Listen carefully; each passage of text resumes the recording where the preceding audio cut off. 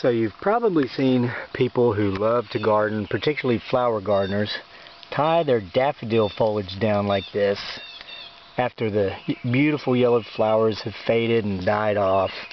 Sometimes they'll knot them over like this, and sometimes they'll even use gardening twine. They'll just bend them down like this and tie them off, or maybe they'll bend them over and use one of the stems to wrap around there. It looks all cutesy and stuff.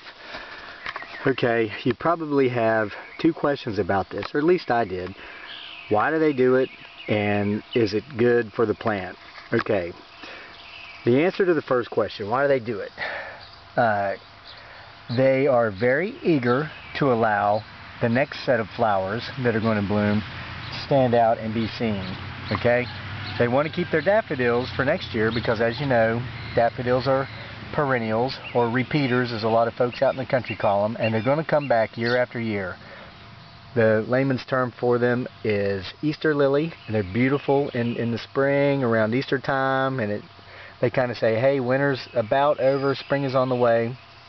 So they'll fold them over like this, tie them off, and then let the next whatever is going to bloom in their garden be seen more over these. Okay, so that's why they do it. They've been, folks that do this are often referred to as impatient gardeners. I don't like that term. I like to refer to them as excited gardeners. They love gardening so much they want to see what's next. Okay, now question number two, is this healthy for the plant?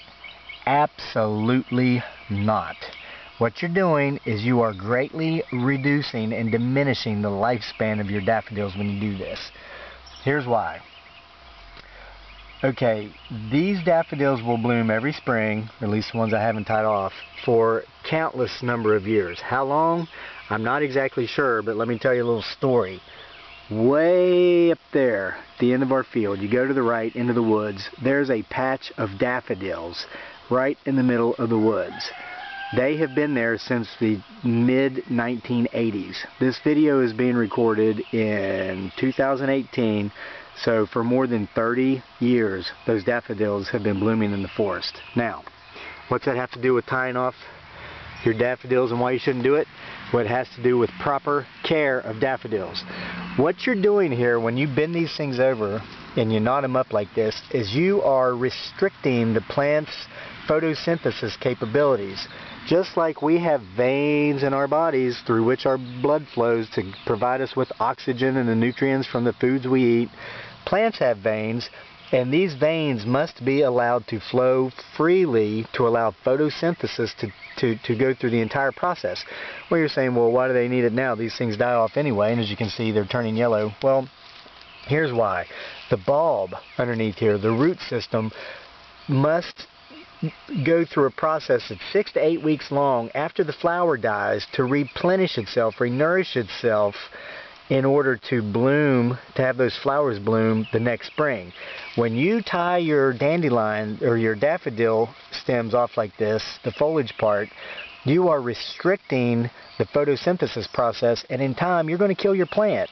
So let's say you did this year. Next year, okay, let's say this plant had 12 blooms. Next year, you're going to see you might have 10. The next year, 6. And then 4 or 5 years from now, your plants might not come up and they might not bloom.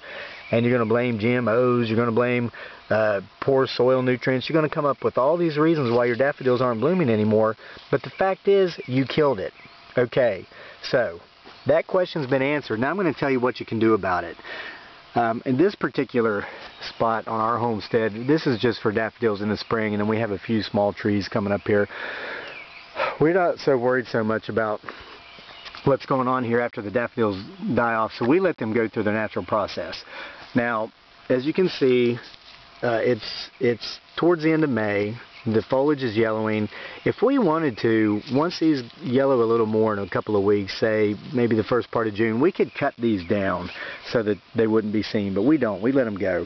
But let's say you're one of those eager gardeners. You want to get rid of your daffodils after the flowers are gone. What do you do about it? You don't want to kill them. Well, you can wait until about the first part of June when the majority of the foliage is yellow, and then you can come through with your clippers and you can clip them right off at ground level. And then rake that stuff out of there, clean it up. You don't have to see it. It's not an eyesore. And next year, your daffodils will bloom just like they did this year. Okay? So wait until about the first part of June, depending on which zone you're in. We're in zone 7. Don't look at the calendar, look at the foliage. When they're all yellow, clip them down, be done with them, and they're going to come back next year. Okay, let's say you can't wait. You're such an excited gardener, you want to get those things out of the way now. Well, let me show you something else you can do. You can store your bulbs. Here I took a shovel, and I want to show you guys how I did this. I was going to just show you the bulbs, but I just put the shovel next to the bulb, straight down, one step. All it takes is one spade's depth worth, and then they pop right up. Now, I pop these up. You'll see the bulbs are not very deep. They're just, I mean, right beneath the surface of the soil. They look like onion bulbs. Okay, so let's say Easter's over, the flowers have kind of turned smushy and they're gone, and you just want these out of the way. You can dig these up with your shovel, and you can actually replace these, relocate these for storage in a space somewhere out of the way. I mentioned earlier the daffodils that have been way up there in the forest for more than 30 years. Well, the old woman who used to own this place before we bought it a couple of years ago, beautiful place, 6 acres, she loved to garden, and she wanted her daffodils out of the way once they bloomed. So she would dig them up like this, put them way up there in the woods, and let them stay there until all the other plants went dormant in the fall or close to winter, and she would go up there and dig them back up and then put them back where they go in her yard where she wanted them. She obviously missed a few. They've prospered, and now the forest has a ton of daffodils up there, and it's a beautiful sight in the spring. I wish I would have made a video of it this spring. So you can relocate them as soon as the flowers are gone, or you can, let's say you have a small space, you're living in town, you can dig the bulbs up like this, put them in a bucket, and just put moist newspapers over the top. Okay, but make sure these are getting sunlight.